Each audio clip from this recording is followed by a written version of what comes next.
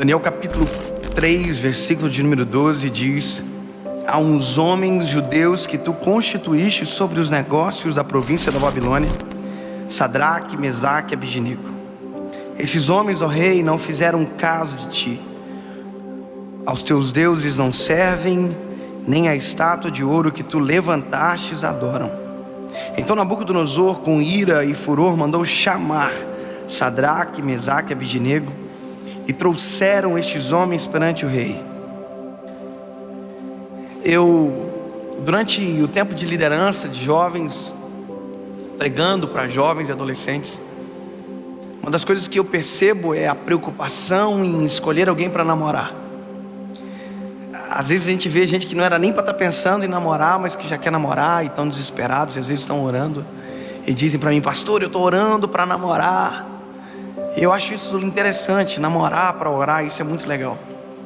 Mas às vezes a gente esquece que as pessoas que mais caminham ao nosso lado durante um tempo gigantesco da nossa vida são os nossos amigos.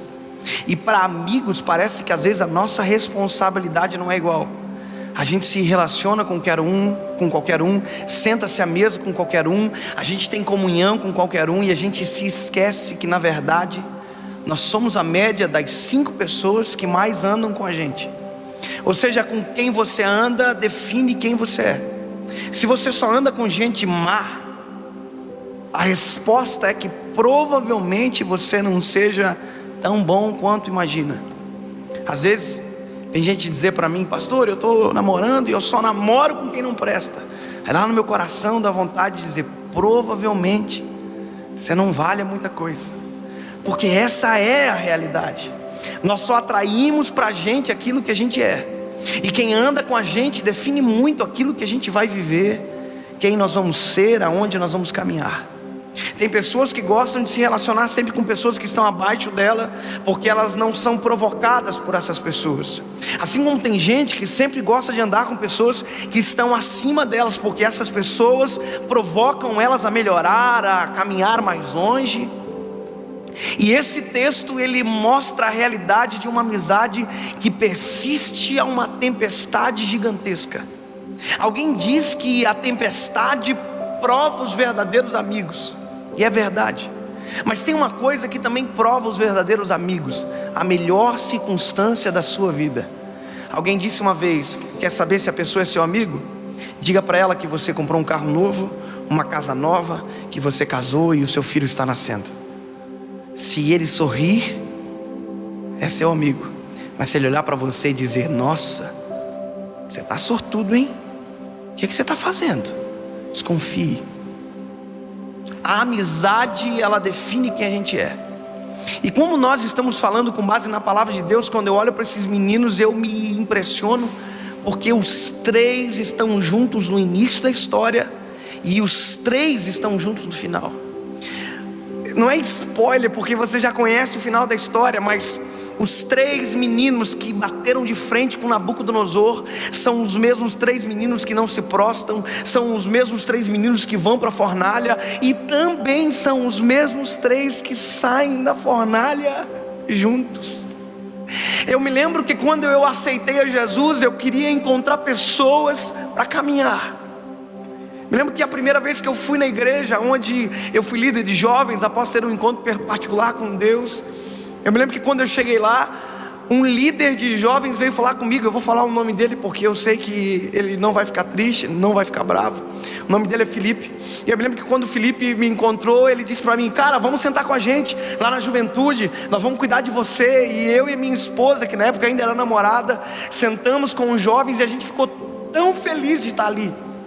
E eu comecei a prestar atenção no Felipe daqueles dias que seguiram.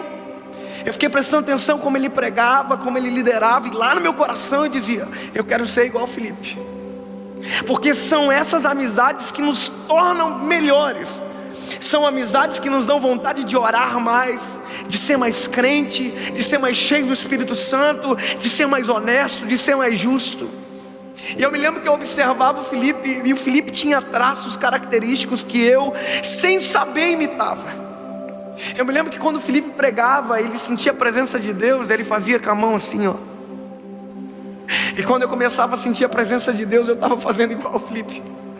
Quando eu sentia a presença de Deus, quando eu estava falando alguma coisa para os jovens, eu me lembro que eu fazia assim.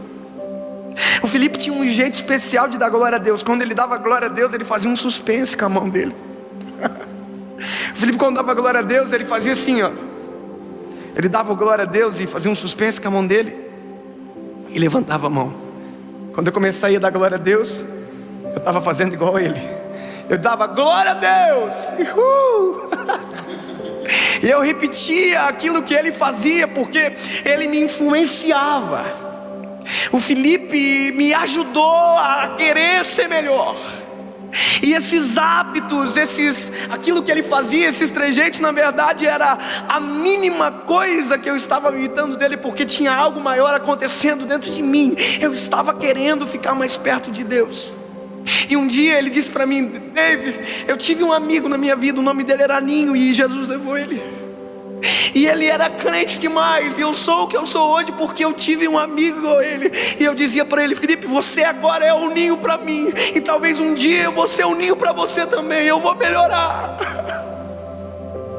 A gente se esquece que quem anda com a gente define quem a gente é. Eu me lembro que tinha uma coisa que eu não podia imitar o Felipe. O Felipe era batizado em línguas estranhas, no Espírito Santo, ele falava em línguas. Então eu fazia com a mão no rosto, eu dava glória a Deus igual ele dava. Só uma coisa eu não podia fazer: eu não podia falar em línguas estranhas. Então eu começava a orar dizendo: Senhor, me batiza, eu quero falar em línguas estranhas. Eu não sabia que na verdade eu estava dizendo só isso. Não era só porque eu queria, é porque eu queria ficar mais perto e parecido dele. Um dia, toda igreja tem aquelas irmãs do ciclo de oração top. Na minha igreja tinha.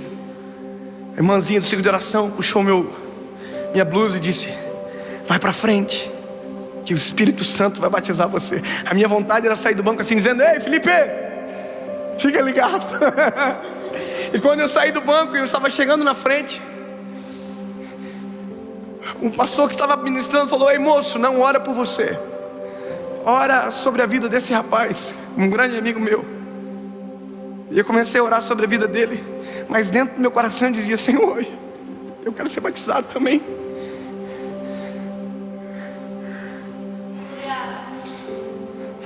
E aí não aconteceu. Eu estava orando, terminei de orar, não aconteceu onde eu esperava que iria acontecer. Quando eu voltei para o banco, o Espírito Santo me batizou no banco da igreja. E aí eu me lembro que já começou a ficar diferente o negócio. Aí agora eu dava glória a Deus, eu passava a mão no rosto e eu falava em línguas. E a minha vontade era correr até onde o Felipe estava e dizer: ei, agora eu estou parecido com você, a gente pode andar mais junto. Eu estou ficando parecido com você. Começa a andar com gente que provoca você. Começa a andar com gente que faz você ter mais vontade de orar, de se aproximar do eterno, de ser mais crente, mais cheio do Espírito Santo. Começa a andar com gente que não puxa você para baixo. Depois de ver um momento de intimidade com Deus, alguém que diz para você ir embora, se afastar, pare de andar com gente que só reclama. Pare de andar com gente que não presta, e começa a andar com gente que te aproxima de Deus. Aleluia.